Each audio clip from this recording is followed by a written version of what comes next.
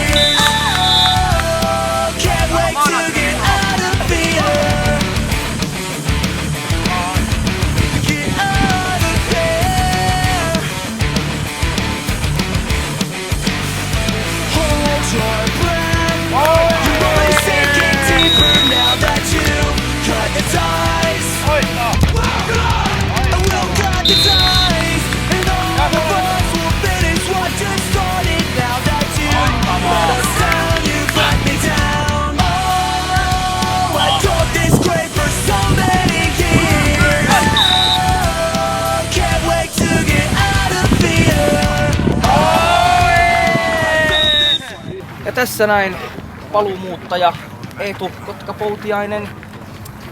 Mitäs tästä nyt jää käteen tästä kauden itse ensimmäisestä ottelusta? No, ajattelin, että futikseen kun liittyy tuollainen filmaaminen, ajattelin, että jos se nyt toimisi, niin otin pari sellaista. Ei ne kyllä sit oikein toiminut, että ainoa mitä ei käteen on rupes jalat, kädet. Mieli on ihan hyvä. Ihan kivaa taas. No niin, eikö olekin? Mikäs tuolla hiekalla kirmailla ja puolustaa pinkkiä paitaa? Nimenomaan pinkkiä vielä. Joo. Tämä oli kuitenkin Hirveiden miesten jo 4. sarjaottelu. Voisitko jotain syitä ehkä kertoa faneille, että minkä takia avausottelusi nähtiin vasta tänään? Kisapassia ei saatu leivittua, että oli viisuminkaan vielä ongelmia. Pelasin viime kauden Seinäjoella. Siellä oli sitten pieni urheiluvamma, alaraajavamma tuli. En halua kertoa enempää, ettei tulevat vastustajat sitten tiedä sitä. Voin sanoa, että se oli nilkka. Okei, eli nilkan takia. Oliko siis tämä nilkka nyt ainut syy, minkä takia et ollut aikaisemmassa ottelussa mukaan vielä ollut? Haluatko tietää vastaus? Katsojamme eivät halua välttämättä tietää. Kiitoksia Eetu ja tsemppiä tulevaan. Kiitos. Ja seuraavaksi vuorossa haastattelussa joukkueen ainoan maalin viimeistelyt Lauri Talja.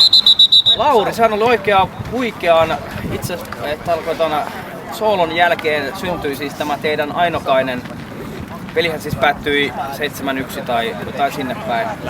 Lämmittääkö tämä huikea maali nyt kuitenkaan vaaleanpunaista sydäntä? Kyllä se lämmittää tosi paljon, että on tosi ylpeä itsestäni, että saatiin sitten Eläkeläisille kauden ensimmäinen maali omiin. Kyllä lämmittää. Tottahan toki se lämmittää. Kuitenkin voi olla tyytyväinen siis omaan suoritukseen, mutta joukkueen suoritukseen ei välttämättä, vai kuinka? En tietenkään häviön kohdatessa niin hirveän tyytyväinen, mutta ei ollut myöskään mikään huono peli vastustajan kattoilla mulla tällä kertaa oikeasti paremmin. Lievästi ennakkosuosikkina otteluun lähtenyt Eläkeläiset siis takoivat taululle suht perinteiset, mutta rumatkin kortteliliigan lukemat. Tuliko tämä yllätyksenä, että tämä repsahti tämä maaliero kuitenkin näin kohdasta? Ei tullut. Kiitoksia Lauri ja tsemppiä ensi peleihin. Kiitos. Arno Salonen, Mukkula.